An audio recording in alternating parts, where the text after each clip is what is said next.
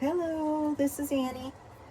Okay, today we're going to do another feminine, masculine within, feminine on the left, masculines on the right. And I was really feeling drawn to look at the archetypes on what kind of archetypes both the feminine within and the masculine within have been working on and may still be working with. So I've pre-shuffled.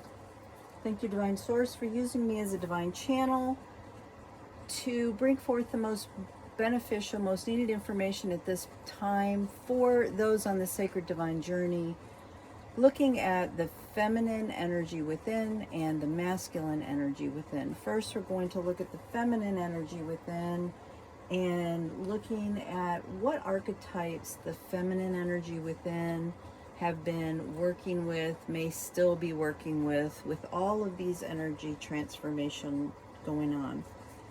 So what can you show me?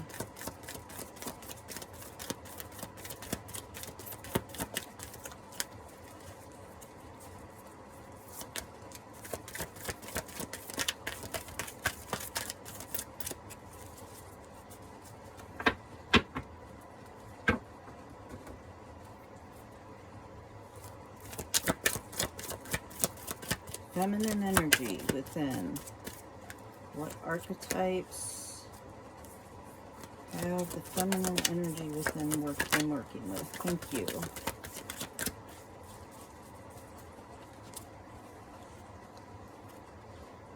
I get teacher. I'm feeling like there's another one though. Let's see if another one comes out for us for the feminine within. Okay, let me redo that. Here we go. For the feminine within, is there another archetype that they've been working with along with the teacher? Okay, this one wants to come out. The king. Okay.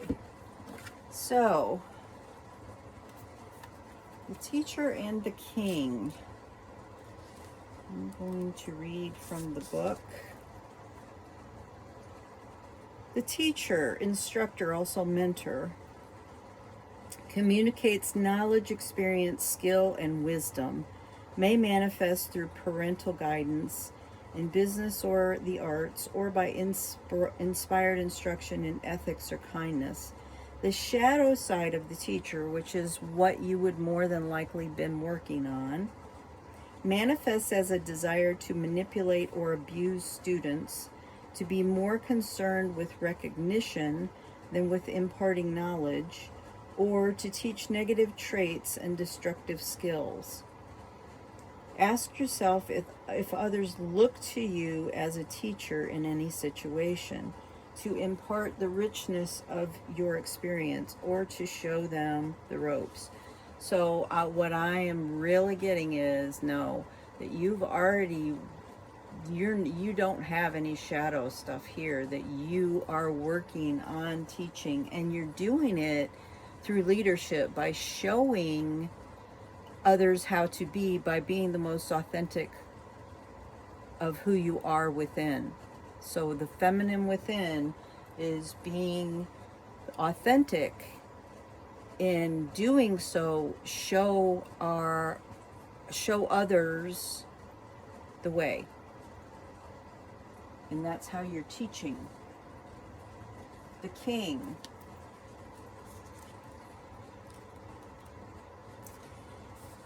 Represents temporal male power and authority associated with both benevolent and cruelty.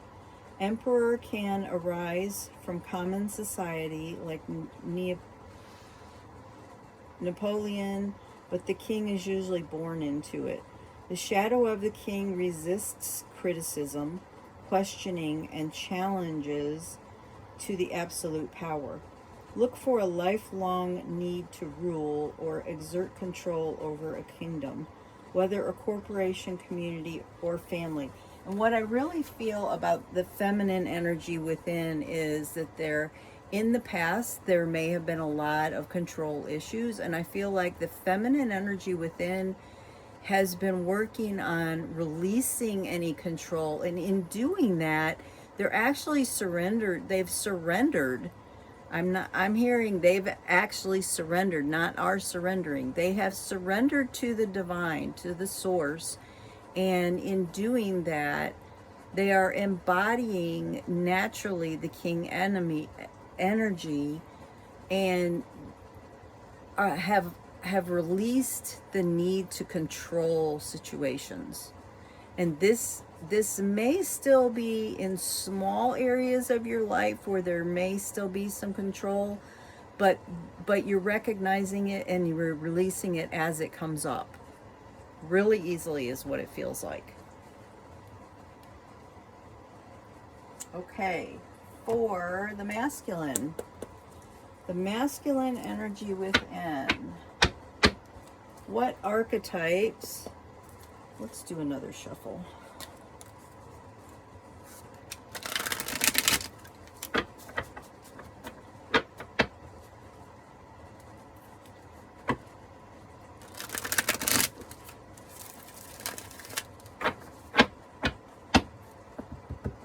Okay, so for the masculine energy within,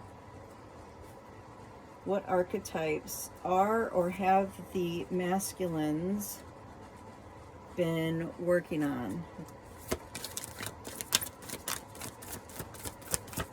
Masculine within, what energy of archetypes, what archetypes have they been working on?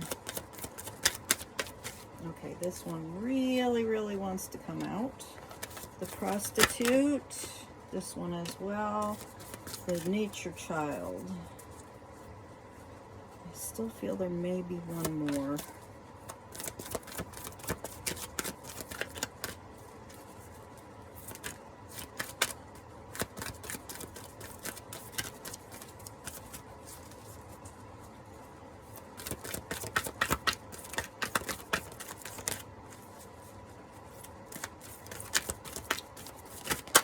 There we got it. The judge. Okay.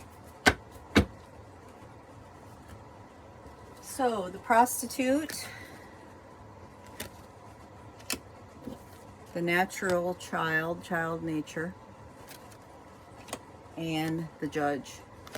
So I want to tell you, these are Carolyn Mace's cards, and I want to tell you that Carolyn Mace actually teaches that every one of us have, I think it's 5 or 6 archetypes within us. The prostitute is one of them.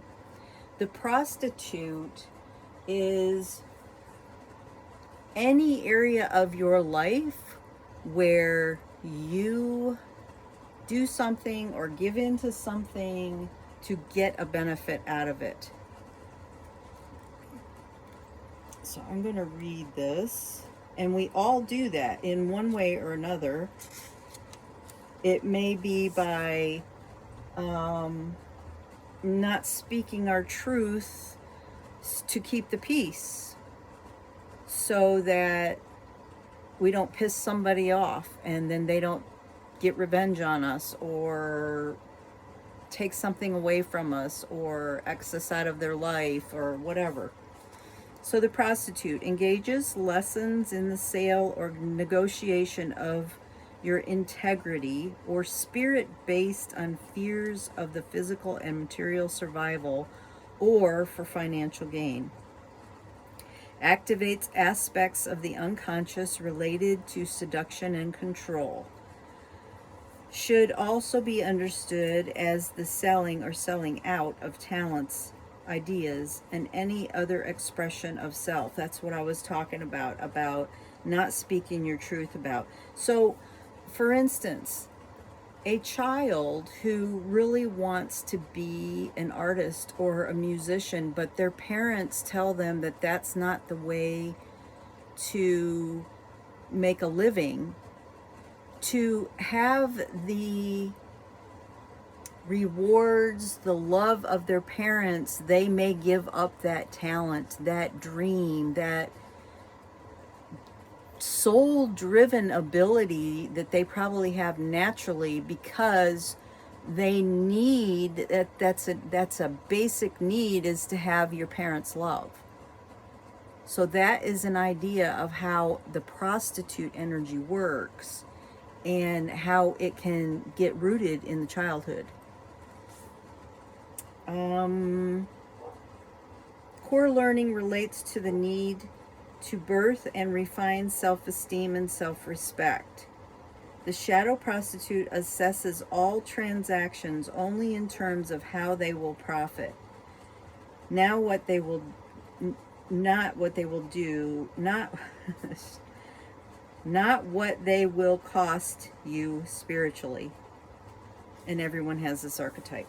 So normally people will prostitute themselves when it's like something occurred in childhood and they've adopted a certain belief system, like they need, in order to get their parents' love, they need to let go of this idea of being a musician or an artist. Okay, that is kind of an unconscious thing.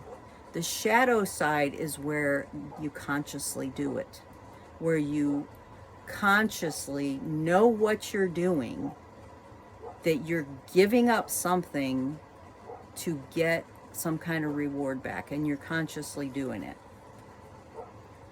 Okay. The child nature. So Carolyn May says that we all have the child, and it's just a matter of which child we have. So let me tell you about the children. There's the divine child, the eternal child, the magical child, and the nature child, the orphaned child, and the wounded child. So there's 6 of them. So the nature child inspires intimate bonding with natural forces, shows affinity for friendships with animals, has inner toughness and ability to survive. The shadow nature child manifests as a tendency to abuse animals, people, and the environment. So it feels to me like the masculine side of it, of the energy within, may be, there may be some, this isn't going to resonate for everyone, but it feels like there are a certain percentage of masculine energies within that are like resentful, vengeful, play games with people, could be even with animals. Have you ever seen people like give dogs beer to get them drunk, kind of thing?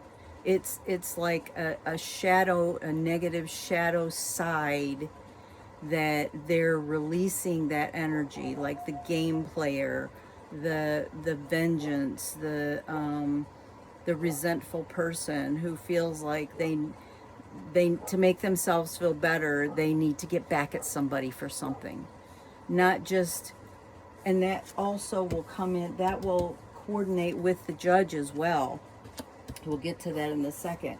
But someone who is vengeful is someone who, to make themselves feel better, they want to make others feel worse, or they want someone to hurt as much as they hurt, not recognizing they're making a judgment of those others, that others may not have purposely done anything to hurt them, that circumstances may have just played out, and the person who's feeling vengeful may have gotten hurt, but it wasn't necessarily purposeful. It could have been, but it wasn't necessarily. But either way, it doesn't matter to the vengeful person. It doesn't matter who has that shadow. They want to get back at somebody to make them feel the way they feel. So this is a letting go of all that and becoming more in tune with nature, more in tune with the naturalness of life, and being more, what I'm hearing is being more in the flow, being the more in the flow with people, with animals, with nature, with everything, just being more in the flow in general. Okay, and then the Judge.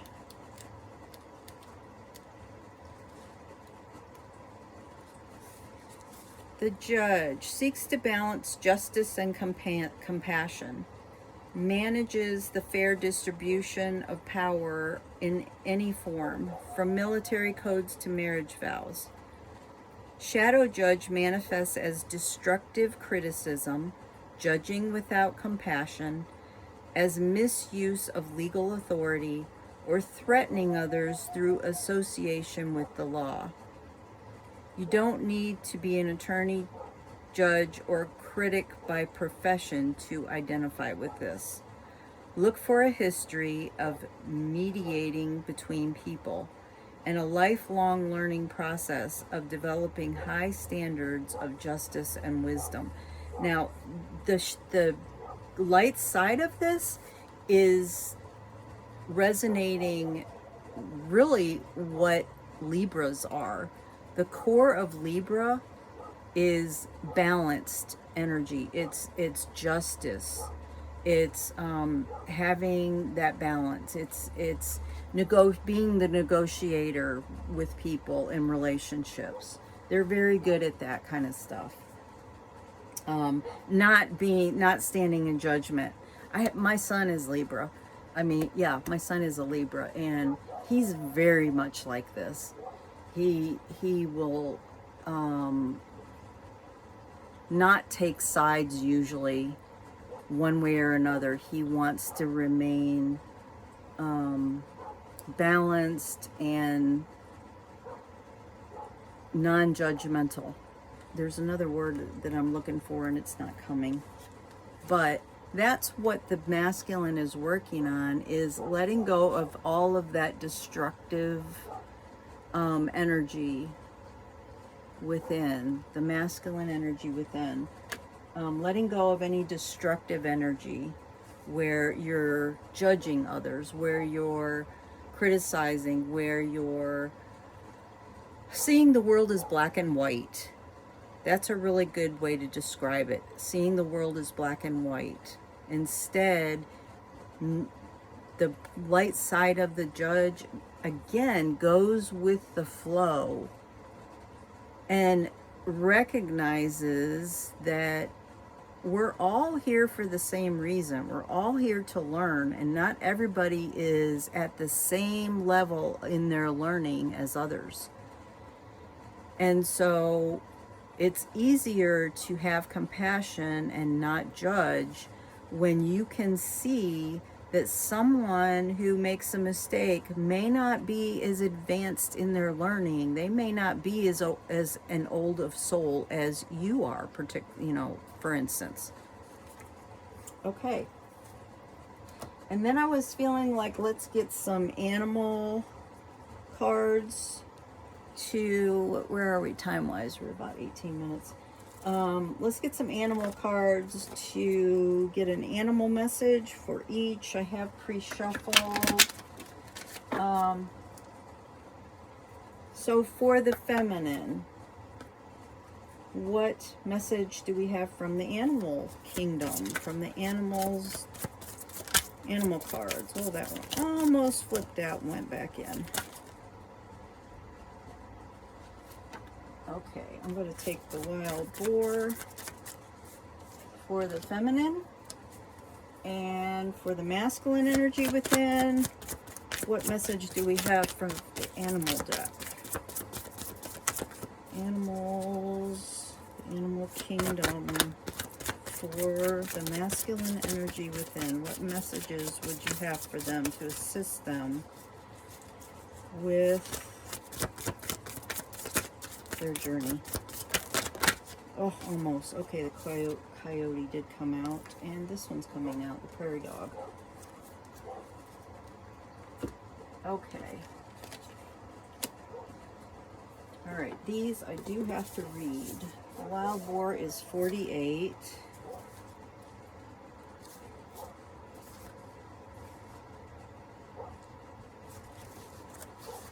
Let me quiet this dog down here. Hold on.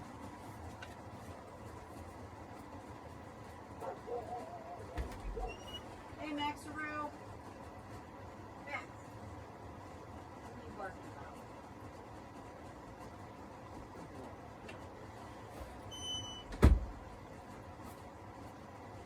about? Okay, the wild boar, number 48.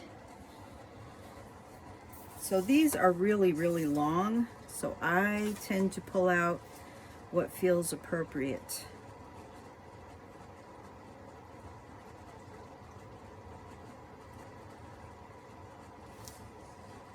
There are several varieties of boar, and this powerful medicine of the warrior clan, it applies to all of them.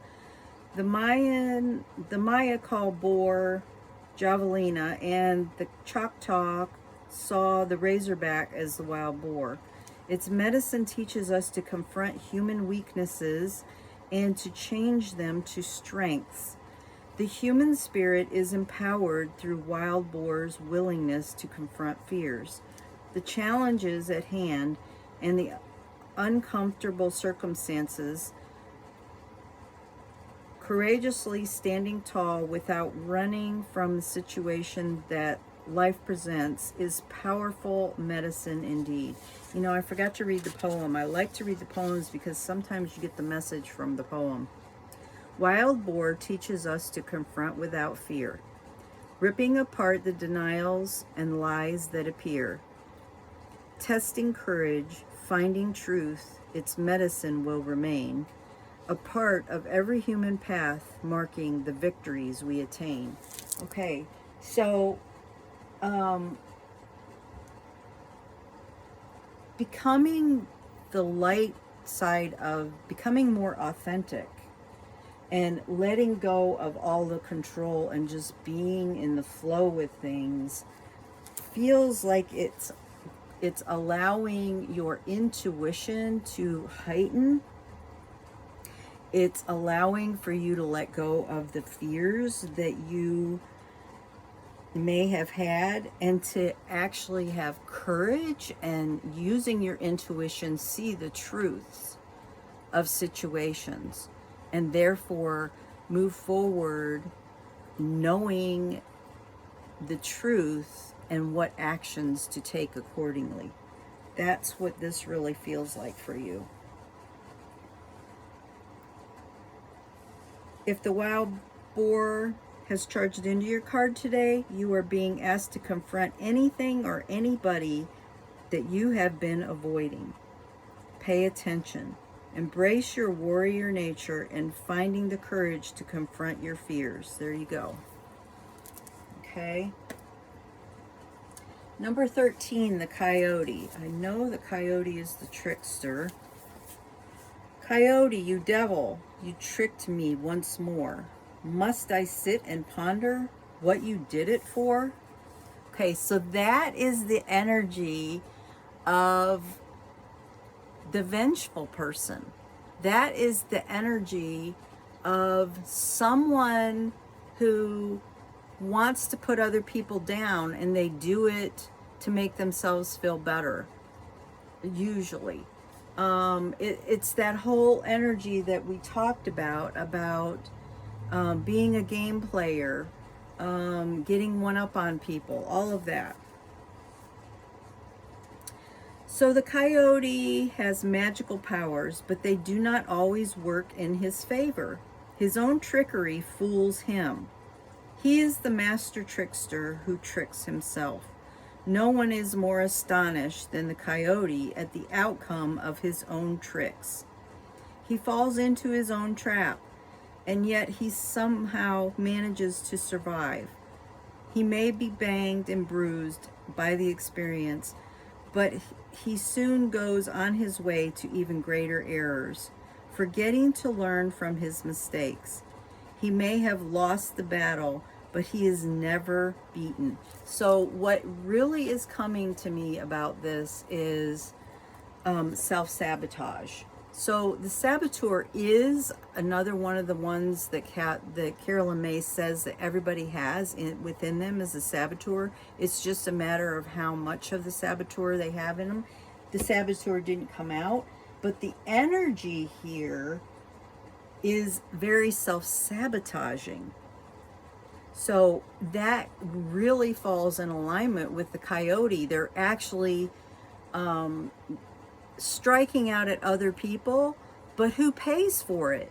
And if you think about how we are all one, what you do to others, you do to yourself. That is the coyote medicine. Okay, let's do the prairie dog, number 47. Now I understand why you got 2.